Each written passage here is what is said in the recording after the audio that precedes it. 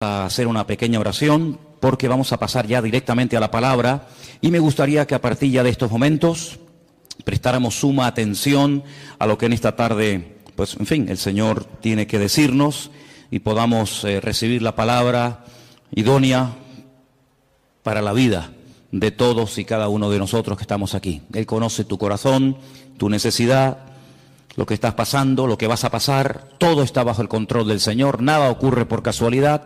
Por lo tanto, vamos a orar para que en esta tarde esta palabra pues te edifique, te anime, te consuele, te levante, te restaure, etcétera, etcétera. Padre Celestial, gracias de todo corazón te damos en esta tarde por este privilegio que nos das de poder estar aquí, Señor. Gracias por este regalo maravilloso que tú nos has dado de tu palabra. Queremos en esta tarde pedirte que tú nos hables, que toques nuestros corazones y podamos salir de aquí renovados y bendecidos, y que verdaderamente, Señor, tu palabra hable a nuestras vidas. Señor, que esa palabra que va a ser expuesta ahora sea bendecida, sea dirigida por tu Espíritu Santo y que caiga en buena tierra, Señor, en corazones ya dispuestos y preparados después de este hermoso tiempo de alabanza y de adoración, y recibimos tu palabra con acción de gracias, Señor, en el nombre bendito de Jesús. Amén, amén. Quiero llevarles, por favor, al segundo evangelio, el evangelio que lleva por nombre Marcos, el capítulo 2. Evangelio según San Marcos, capítulo 2. Vamos a leer este pasaje muy conocido, pero yo creo que nos va a venir muy bien a todos. Como dicen los hermanos de Filadelfia, nos va a hacer mucho bien, Por lo menos eso es lo que hemos pedido al Señor y confiamos que así sea. En Marcos capítulo 2, a partir del versículo 1 en adelante, dice que Jesús entró otra vez en Capernaum. Capernaum, Cafer en hebreo significa pueblo, Naún es el lugar o es el nombre del profeta Naún. Así que Jesús utilizó durante algunos años de su ministerio el pueblo de Capernaum, el pueblo donde había nacido y se había criado el profeta Naún, como cuartel general. Y allí, estando en Capernaum, después de algunos días, se oyó que estaba en casa. Lo más probable es que estuviera en casa de Simón Pedro, que vivía justamente allí también en esa ciudad. Y dice que inmediatamente se juntaron muchos, de manera que ya no cabían ni aún a la puerta. Les predicaba la palabra. Versículo 3 dice: entonces vinieron a él unos trayendo a un paralítico que era cargado por 4. Esta es una opinión personal, pero para cargar un paralítico no hace falta 4 personas, con 2 se puede llevar perfectamente. Probablemente el hombre llevaría tanto tiempo acostado que ya el hombre estaba un poquito ya pasado de peso, ¿no? Y entonces hacía falta 4 personas. Es una opinión personal, simplemente, no tiene mayor importancia. Como no podían acercarse a él a causa de la multitud, descubrieron el techo de donde estaba. Eran techos de paja, de hojas de palmera, de tierra, por lo tanto era muy fácil. Y haciendo una abertura, bajaron el lecho en el que yacía el paralítico. Ahora comenzamos a ver cosas muy llamativas, muy interesantes. Versículo 5. Al ver Jesús la fe de ellos, ¿verdad que no habla de la fe del paralítico? En ningún momento. Habla de la fe de ellos, es decir, de los 4 que traían al paralítico, y me llama la atención que dice, al ver la fe. Luego el Señor puede ver la fe. Tal vez nosotros, seguramente no. Pero el Señor dice que cuando vio la fe de ellos, le dijo al paralítico: hijo, tus pecados te son perdonados. Estaban allí algunos de los escribas, los cuales cavilaban en sus corazones, como siempre. ¿Por qué habla este así? Blasfemias dice. ¿Quién puede perdonar pecados sino solo Dios? Conociendo luego Jesús en su espíritu que cavilaban de esta manera dentro de sí mismos, les dijo: ¿por qué caviláis así en vuestros corazones? ¿Qué es más fácil? ¿Decirle al paralítico, tus pecados te son perdonados? ¿O decirle, levántate, toma tu lecho y anda? Ustedes sabrán que es más fácil, ¿no? Si una cosa o lo otro. Pues para que sepáis que el Hijo del Hombre tiene potestad, ha recibido autoridad en la tierra para perdonar pecados, le dijo al paralítico: a ti te digo, levántate, toma tu lecho y vete a tu casa. Entonces él se levantó enseguida y tomando su lecho salió delante de todos, de manera que todos se asombraron y glorificaron a Dios diciendo: nunca hemos visto tal cosa. ¿Cuántos dicen amén? Amén. Qué bueno. Seguramente este pasaje ustedes ya lo han oído en cantidad de ocasiones, lo han leído, lo han escuchado en sermones, etcétera, etcétera. Pero en esta tarde le vamos a dar un enfoque diferente.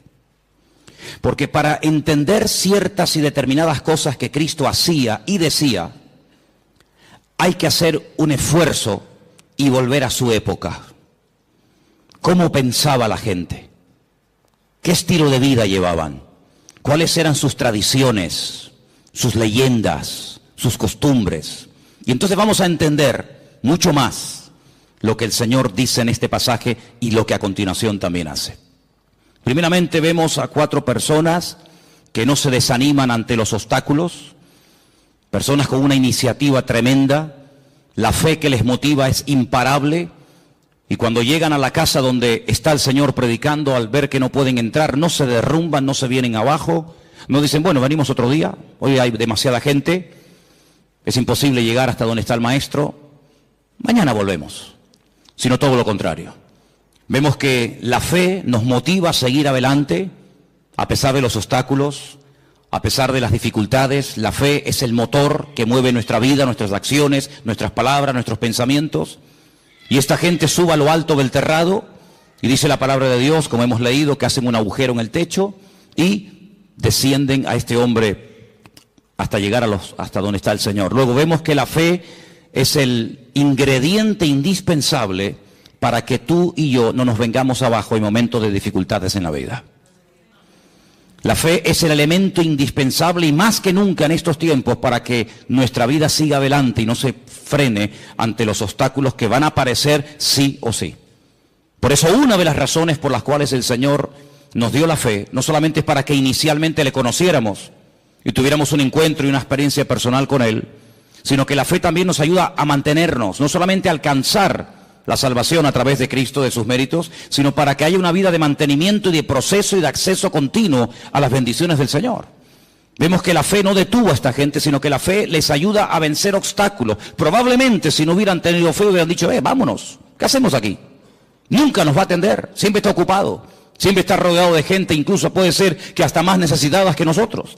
Sin embargo, la fe es algo maravilloso porque nos ayuda a vencer el desánimo, la indiferencia, la apatía, el bueno, otro día vengo.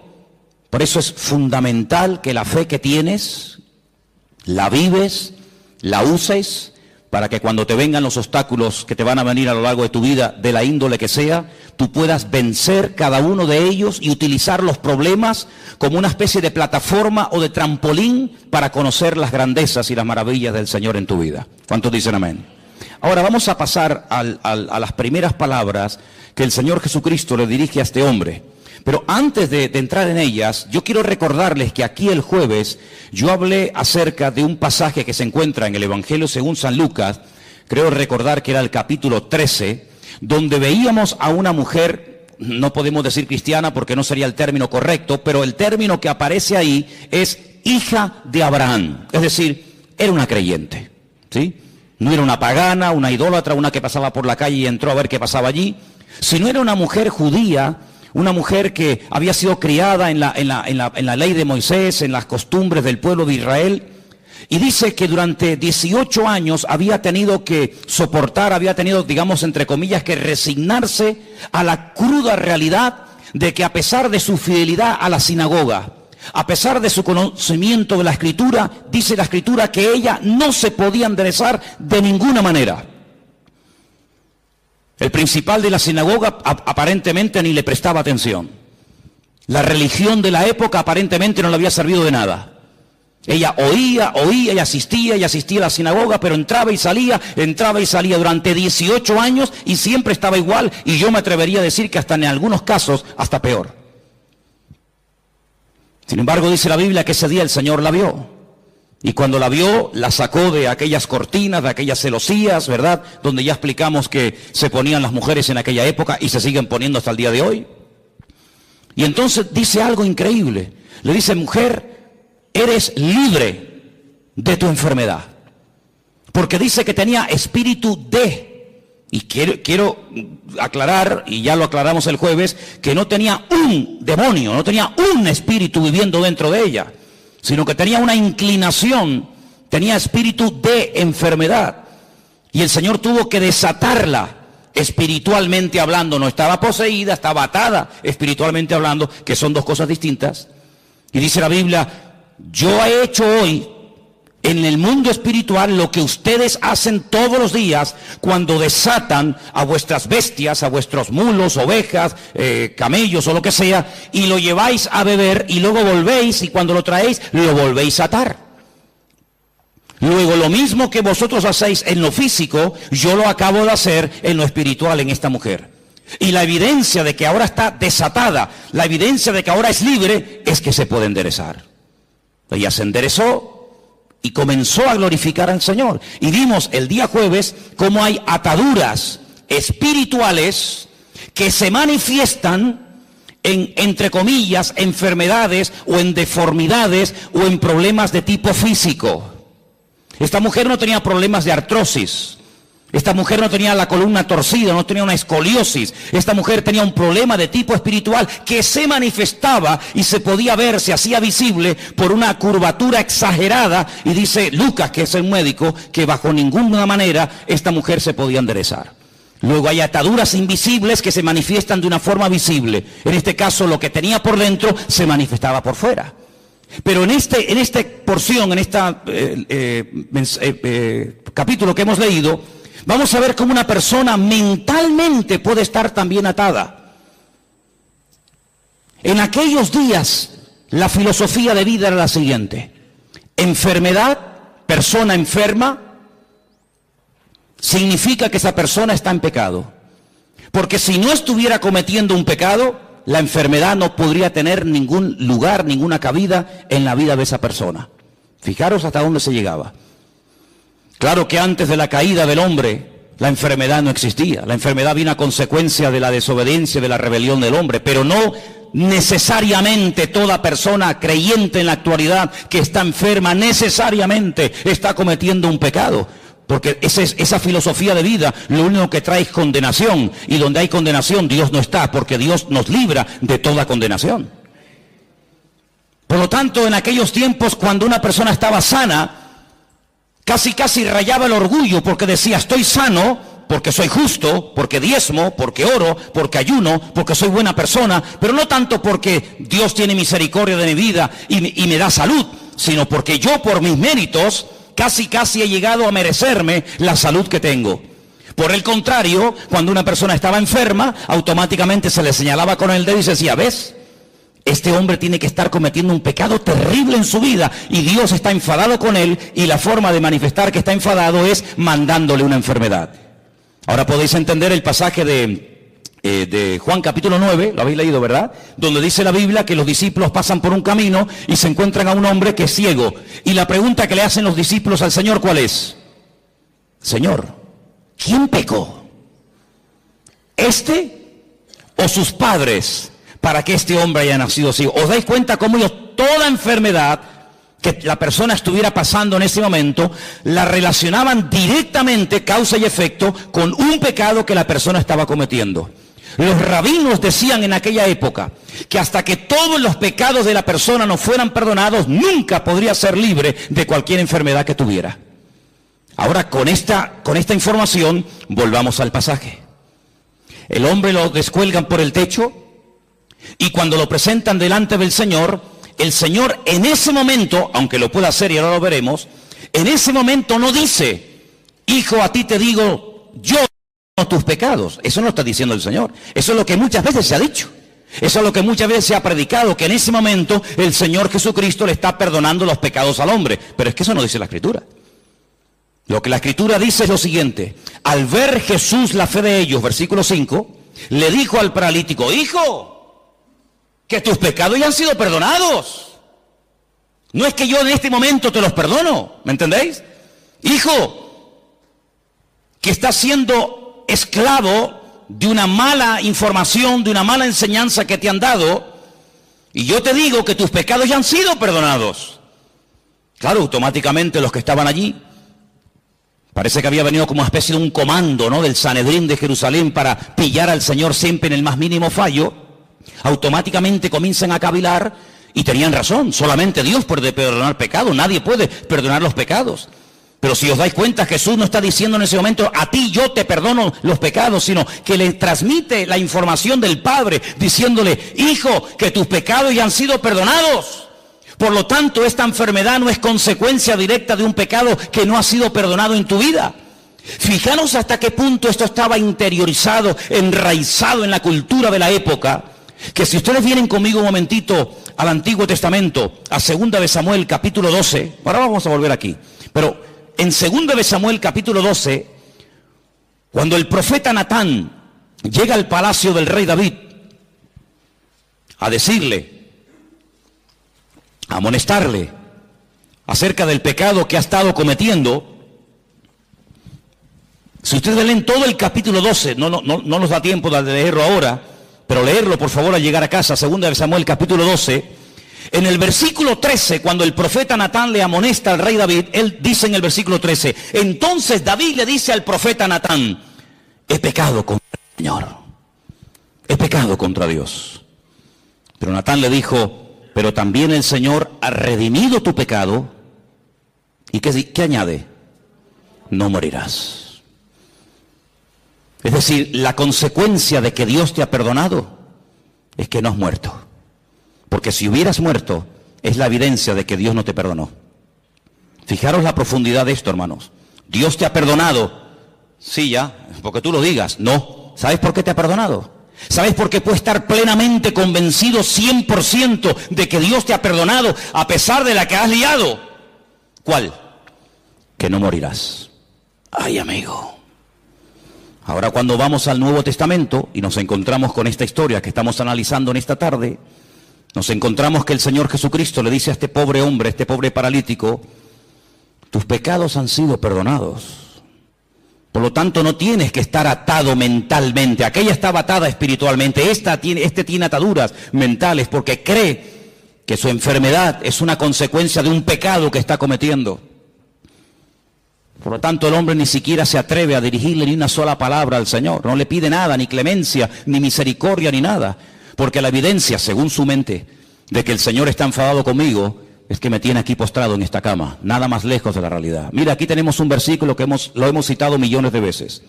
Y el versículo es muy fácil muy fácil de entender. Conoceréis la verdad y la verdad os hará libres. Dele la vuelta al texto. En vez de creer en la verdad que trae libertad a tu vida, cree en una mentira y serás la persona más esclava y la persona más deprimida y la persona más amargada de todo el planeta Tierra. Porque así como la verdad liberta, la mentira esclaviza y ata. Este hombre estaba atado mentalmente. Claro, ¿qué rabino le iba a decir en su época? Tus pecados han sido perdonados. Pero si han sido perdonados, ¿por qué sigo enfermo? Bueno, ¿cuál es la evidencia? ¿Cuál es la evidencia? Porque claro, decirle, oye, que Dios es un Dios de perdón, es un Dios de misericordia, que tus pecados han sido perdonados, eso no cuesta nada. Por eso el Señor lanza la pregunta. Aquí hay un mensaje en dos direcciones. Primero hacia el paralítico y también hacia los escribas y fariseos que están allí cuestionando la credibilidad de dichas palabras. ¿Cómo se atreve este hombre a perdonar pecados? Es que no está perdonando pecados, está dando la información. Está trayendo consuelo y aliento y esperanza a un corazón que está creyendo en una mentira. Ahora eso hay que demostrarlo. Muy bien. Pues entonces ahora viene el momento de la verdad. Ahora lo que tienes que hacer es levantarte, toma tu lecho y sal de aquí caminando y será la evidencia visible, el botón de muestra que demostrará que efectivamente tus pecados son perdonados. El hombre toma su lecho, se levanta, se va y el texto termina diciendo que glorificaron a Dios, se quedaron asombrados y dicen nunca. Claro, nunca hemos visto tal cosa, porque nunca le habían enseñado eso. Tú tienes que comenzar a orar, a pedir y a declarar por fe en el nombre del Señor lo que a ti te gustaría ver en tu vida. El gran problema es que muchas veces nuestras palabras, hermanos, son un obstáculo para que la gloria del Señor y el poder de Dios se manifieste en nuestra vida.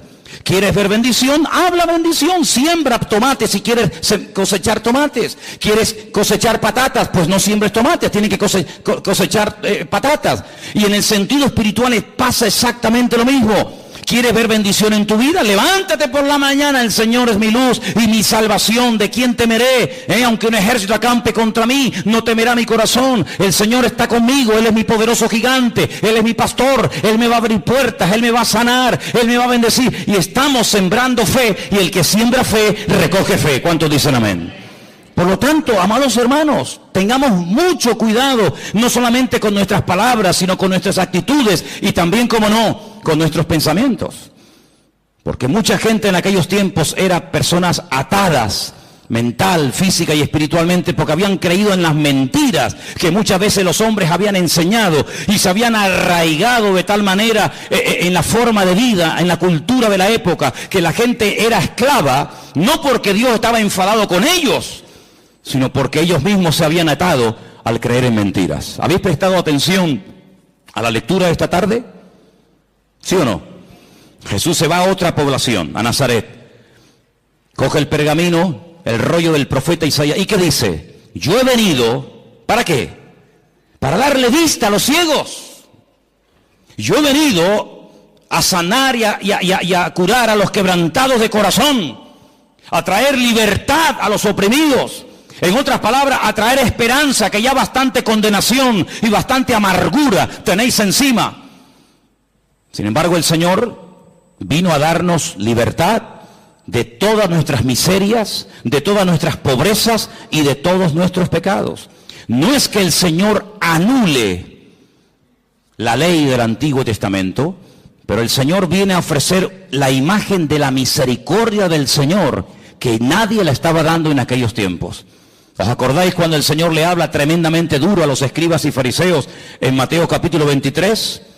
Si diezmáis esto, diezmáis lo otro, oráis, recorréis tierra y mar para ganar un prosélito y hacéis, pero os habéis olvidado de lo más importante, misericordia quiero y no sacrificio. Sois capaces de hacer sacrificios, de caminar, de sudar, de patear por aquí, subir montañas, hablar con este, hablar con el otro, de ayunar días y días, de diezmar la semilla, de colar esto, de colar lo otro. Y lo más importante, que es la misericordia. Pero ¿cómo van a aplicar misericordia si ellos no conocen a un Dios de misericordia? Hay gente, no sé qué concepto de Dios tiene, pero el concepto que tenemos que tener en el día de hoy de nuestro Dios es que nuestro Dios es un Dios de amor y para siempre su fidelidad, y es un Dios misericordioso. ¿Cuántos dicen amén? No es que pasa por alto el pecado, pero es un Dios que quiere perdonar, se goza en perdonar. Ahora, la Biblia nos enseña que cuando, por ejemplo, el rey David pecó y desobedeció contra el Señor, ya no mataba en la proporción en la que lo hacía al principio, sino que ya obtenía victorias, pero no en la medida que las hacía al principio. Ya mataba de 1000 en 1000, en vez de 10.000 en 10.000 como al principio. Es decir, hubo un decrecimiento, menguó en la gracia del Señor en su vida. Necesitaba una restauración interior. Y entonces, ¿cómo le vino esa restauración? Bueno, yo siempre he dicho que sin confrontación no se produce un cambio interior. Tiene que haber un momento en el que el Señor nos confronta, el Señor señala y dice, tu pecado, tu problema es este. En ese momento tenemos dos opciones: optar por el camino del medio, hacernos el loco como que no hemos hecho nada malo; optar por un camino que consiste en amargarme, en deprimirme, en condenarme; o escoger el camino correcto y verdadero, que es el de la misericordia del Señor. Y yo quiero decirles en esta tarde que por muy bajo que podamos caer en la vida, después de conocer al Señor, por muy lejos que nos hayamos podido separar de su presencia, de sus caminos, el Señor no ha cambiado ni menguado su amor y su misericordia, sino que Él nos sigue llamando y nos sigue amando igual o más que el primer día. A ti te digo que Dios te ha perdonado los pecados. Y la evidencia de que Dios no está enojado contigo, la evidencia de que Dios no está enfadado contigo, es que si quieres te puede levantar ahora. Pero ya ni lo intentaba. Ya se había resignado a vivir toda la vida bajo ese peso, dependiendo de que lo llevaran o lo trajeran las personas. Sin embargo, amados hermanos, tú no tienes que depender de nada ni de nadie para caminar, para sentirte libre, sino que tu libertad no depende del hombre, tu libertad depende de la obra que Cristo ha hecho por ti en la cruz del Calvario. ¿Cuántos dicen amén? Dale un fuerte aplauso al Señor en esta tarde. Dile gracias porque tú me perdonas. Aleluya. Amén. Hay un versículo en San Juan capítulo 5 que quiero leer, San Juan capítulo 5, versículo 22, donde vemos que el Padre delegó en el Hijo plenos poderes para perdonar pecados y para cualquier cosa. Y quiero que lo leamos porque no quiero que penséis que estoy tratando de decir que Jesús no tenía autoridad para perdonar pecados, no estoy diciendo eso. De hecho, el versículo que vamos a leer ahora nos demuestra que el Padre delegó, dice, este es mi Hijo amado en el cual delego, en el cual deposito toda mi confianza. Juan capítulo 5, verso 22 dice, porque el Padre a nadie juzga. Pero sigue diciendo el versículo, sino que todo el juicio, ¿qué dice? Se lo dio al Hijo. Es decir, que a través del Hijo, Dios imparte justicia y a través del Hijo, Dios imparte misericordia.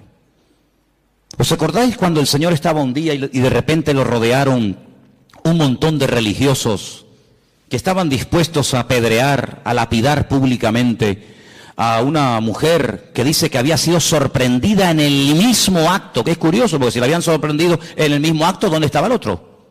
Curioso que nada más traen a uno. Y le dijeron, nuestra ley, como dándole lecciones de moral al Señor, como enseñándole cosas que él ignoraba, nuestra ley dice que tenemos que tomar medidas radicales ante este tipo de pecados, y nuestra ley dice que hay que matar a pedradas a semejantes personas. Y el Señor dice, muy bien, perfecto, yo conozco esa ley, si la di yo, si yo la di. El problema es que para poder ejecutar esa ley, uno tiene que estar limpio y libre de pecado. Ahora, si tú crees que estás libre de pecado para poder matar a pedradas a una persona, pues coge la piedra y tírala. No sabemos lo que el Señor escribió en tierra. Algún día lo sabremos, ¿no? ¿No te parece? Por lo menos yo se lo pienso preguntar. La cuestión está en que dice la Biblia que desde el más grande hasta el más pequeño todos salieron corriendo y ninguno se quedó. Perdón, sí se quedó uno. Se quedó el único que podía tirar una piedra y una y 20 contra ella, ¿sí o no?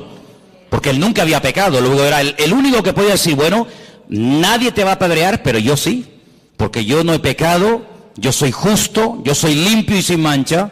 Sin embargo, ¿qué le dice? Yo tampoco te condeno. Vete y no peques más. Es impresionante, ¿verdad? Ese es nuestro Dios. Hablar yo del perdón de Dios en esta tarde, no digo que sea perder el tiempo, pero es algo que tenemos todos tan claro, ¿sí o no? Gloria a Dios por el perdón de Dios.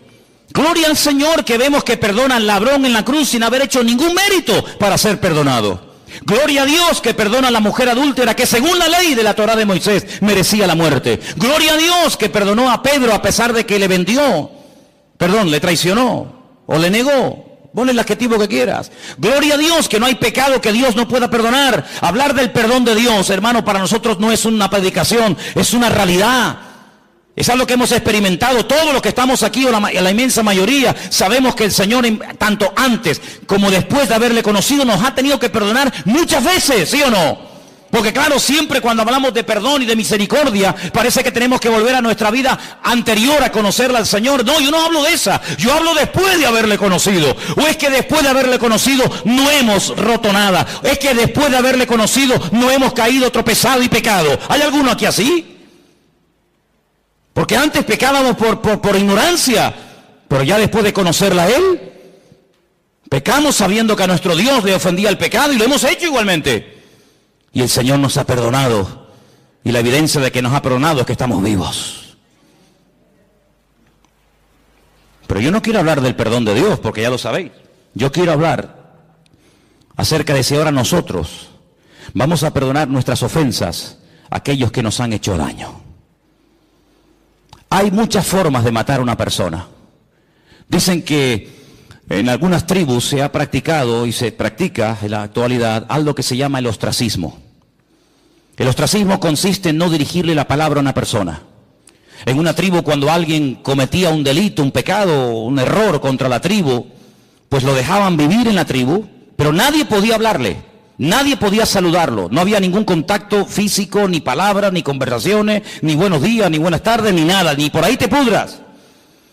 Cuenta la historia, hay muchos casos en la historia de personas que morían de pena, de tristeza. Incluso cuentan algunos casos en algunas tribus que la gente iba y se despeñaba, se lanzaba, optaba por el suicidio, porque era tan grande la carga continua y permanente, y encima te lo recordaban cada 10 minutos o cada 5 minutos que la gente optaba por quitarse la vida. Cuando vamos al Nuevo Testamento encontramos la famosa oración modelo del Padre Nuestro, que en cierta medida, si conocéis lo que era el año de jubileo, está basado en eso. Cada 7 años y luego cada 50 años se tenían que perdonar las deudas. Conocéis, ¿verdad? Algunos dicen, algunos historiadores, algunos expertos en escritura, dicen que el Señor Jesucristo, cuando leyó la escritura en Nazaret, que se leyó esta tarde aquí, estaban celebrando el año de jubileo, pero ya nadie ponía en práctica lo de dar libertad a los cautivos, que era dar libertad a los esclavos, perdonar las deudas, devolver las tierras a sus dueños originales. Pero ¿qué dice el Padre Nuestro? Perdónanos como nosotros también perdonamos a nuestros deudores. Es decir, lo mismo que hemos recibido es lo mismo que tenemos que devolver. El Señor da una parábola diciendo, había un hombre que le debía una fortuna a otro hombre que jamás le había podido pagar, ni le iba a pagar en el futuro. Y todo fue perdonado en un instante porque él pidió misericordia, él pidió clemencia y le perdonaron todo. Y este mismo hombre, con ese perdón, con ese alivio de no deberle nada a nadie, sale a la calle y se encuentra con uno y lo agarra por el cuello y le obliga a que le pague una deuda insignificante.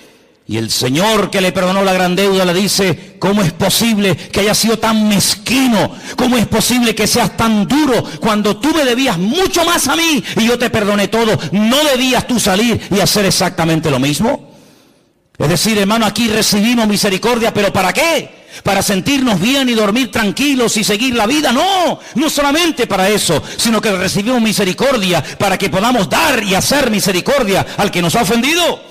Porque ¿qué es misericordia? Hablando de todo un poco. ¿Qué es misericordia? Habrá que definir el término para saber de qué estamos hablando. Misericordia, así claramente, es tratar a una persona mejor de lo que se merece.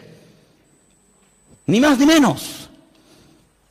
La Biblia dice, si saludáis a los que os saludan, ¿qué recompensa tendréis? Si amáis a los que os aman, ahí no hay nada, digamos, de extraordinario. El Señor viene en el Nuevo Testamento, con el nuevo pacto, con la irrupción de su persona en el reino, con el reino de Dios. ¿Qué nos enseña? A ir más allá de la letra, a ir más allá de la obligación moral de decir, bueno, he hecho esto, punto. No, a ir hasta la segunda milla. Señor, ¿y cuántas veces perdona? A ver, porque habrá un límite en todo esto, ¿no? O tengo que estar siempre perdonando, como si yo fuera un tonto. Y el Señor, ¿qué le dijo? Como diciendo, un número infinitamente de veces. Imaginemos por un instante que Dios a nosotros nos va a perdonar un número determinado de veces. 30 veces, 40, 50, pon el número que quieras. Al llegar a ese número, toda ofensa, todo pecado, toda caída, todo tropiezo, todo mal pensamiento, toda mala palabra, toda mala acción no puede quedar perdonado porque ya ha llegado el cupo, ya has completado el cupo. ¿Se imaginan lo terrible que tendría que ser vivir la vida cristiana con esa presión, con esa amargura como este hombre? Qué alivio tan grande cuando el Señor le dijo a este hombre que tus pecados ya han sido perdonados, que no tiene que estar bajo esa condenación, que Dios perdona. Y además tengo una noticia buenísima para todos nosotros. Que el único que en esta vida perdona y además olvida es nuestro Dios. ¡Wow! Perdona y olvida.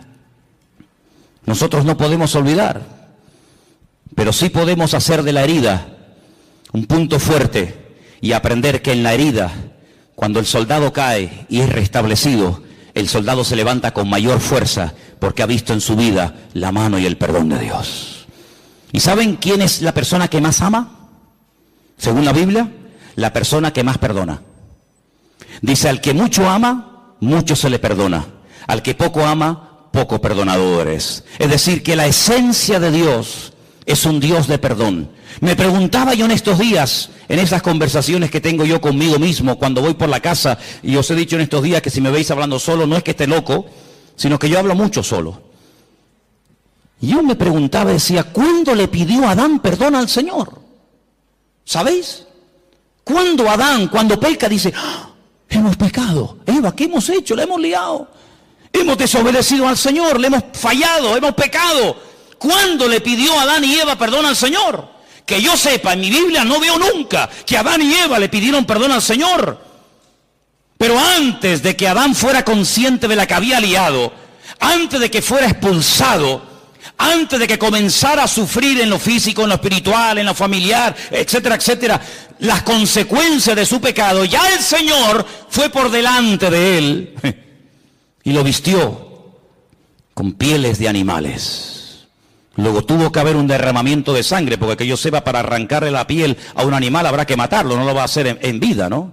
Tuvo que haber un derramamiento de sangre, y cada vez que Adán y Eva veían esas túnicas que le habían hecho el Señor a su medida, no le quedaban pequeñas, ni grandes, ni apretadas, sino eran túnicas hechas a su medida. Cada vez que veían esas prendas, sabían que la habían liado, pero Dios los había cubierto con su justicia y con su misericordia. Y ese es el concepto que tenemos que tener constantemente en nuestra vida. Mi Dios es un Dios santo, no tolera el pecado, pero es un Dios que si llego a pecar, Dios, siempre que haya un arrepentimiento, siempre que haya un genuino arrepentimiento, mi Dios, que lo conozco perfectamente, sé que mi Señor siempre me perdonará, siempre me restaurará y siempre me dará una segunda oportunidad. ¿Cuántos dicen amén? Dile al que está a tu lado, Dios perdona y olvida. Así es, aleluya. Dios perdona y Dios olvida. Bendito sea el Señor. Algo que hace años escuché y tal vez nos pueda hacer mucho bien en esta tarde a todos y a cada uno de nosotros es, cuando me encuentro en una situación, no sé, de enfermedad, de dolor, de tristeza, de angustia, en fin, de lo que sea, hazte la siguiente pregunta: ¿qué haría en mi lugar el Señor Jesús? Imagínate que una vecina, no sé, te tira agua sucia en la puerta, te raya el coche, te insulta, te critica, no sé qué. Por poner un ejemplo, ¿qué haría Jesús si la vecina de al lado de su casa donde él estaba posando esa noche le hiciera semejante detalle? ¿Qué haría el Señor? ¿Qué haría el Señor si alguien llega y te insulta, y te amenaza, y te denuncia, y te no sé qué, y te no sé cuánto? ¿Qué haría el Señor? Eso es lo que nosotros tendríamos que hacer. Ni más, ni menos. Exactamente lo mismo que haría el Señor.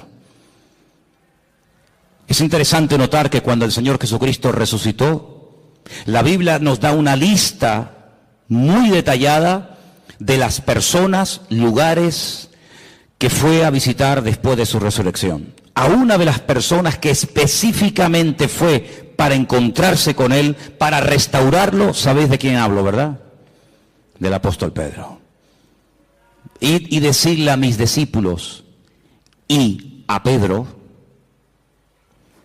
Y el Señor Jesucristo se va desde Jerusalén, lugar donde había sido muerto, crucificado y resucitado, recorre prácticamente todo el país y se va justo al mar de Galilea, donde allí estaba Pedro, volviendo otra vez a las andadas, volviendo otra vez a la pesca, contagiando con su desánimo y con su decisión a otros discípulos para volver a la pesca, cuando tenían que tener clarísimo que ya por ahí no iban los tiros, pero allí se va el Señor. Y el Señor se entrevista con Pedro, y el Señor restaura a Pedro, y el Señor le vuelve a decir algo tremendo, que a lo mejor tú y yo nunca le diríamos a nadie: pues apacienta mis corderos. Y alguien podría objetar y decir: pero Señor, pero si cuando te vio hacer milagros, cuando te vio caminar por encima de las aguas, cuando te vio multiplicar panes y peces, la lió y dijo que no te conocía, ahora que te vas, le vas a delegar a él la responsabilidad, y como a uno de nosotros, de atender ovejas, de atender gente nueva, de pastorear iglesia, de difundir el evangelio. Pero Señor, ¿no te das cuenta que de este hombre nadie se puede fiar? Que ya la lió una vez, y si la lió una vez, ¿Quién nos asegura que no vuelva a hacerlo? Bueno, tenemos un pasaje tremendo para que veáis la reacción del Señor y la reacción del hombre ante un pasaje o una circunstancia parecida. Dice la Biblia que hubo un desacuerdo terrible entre Pablo y Bernabé. ¿Por qué? Porque dice que Marcos en el primer viaje misionero los había abandonado, ¿sí o no? Y llega el momento de celebrar el segundo viaje misionero. Y Bernabé dice, bueno, pues vamos otra vez juntos. Marcos, yo, Bernabé, y tú, Pablo, y Pablo dice, bajo ningún concepto, de ninguna manera. ¿Pero por qué? Porque este hombre nos abandonó en el primer viaje, ¿no te acuerdas? Que cuando se pusieron las cosas difíciles y cuando hubo problemas, cogió y se mandó a mudar y nos dejó tirados. Y Bernabé le habrá dicho, bueno, pero es verdad, tienes razón, yo estaba allí, yo sé lo que estás diciendo, pero vamos a darle una segunda oportunidad al chico.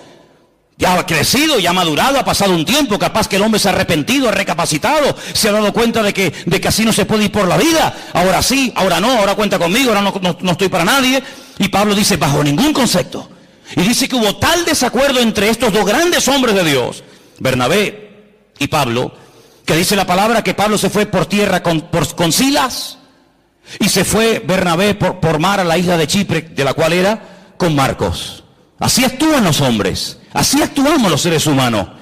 Como dicen algunos, el que la hace la paga, ¿verdad? Ni perdono ni olvido, dicen otros. Terrible. Sin embargo, el Señor Jesucristo llega a Galilea y podía haberse reunido con Juan, con Santiago, con Tomás, con Felipe, etcétera, y decir, bueno, Pedro, tú me dijiste que no me conocías, tú blasfemaste, tú dijiste que no querías saber nada de mí, por lo tanto, déjanos en paz, vete con los tuyos, que yo tengo a mi gremio. No, yo quiero volver a incorporarte, yo quiero volver a integrarte y quiero volver a confiar en ti. De hecho, te lo digo, apacienta mis corderos, apacienta mis ovejas, y ese es nuestro Dios, ese es nuestro Señor Jesucristo, ese es nuestro Dios, un Dios de misericordia, un Dios que nos ha perdonado, pero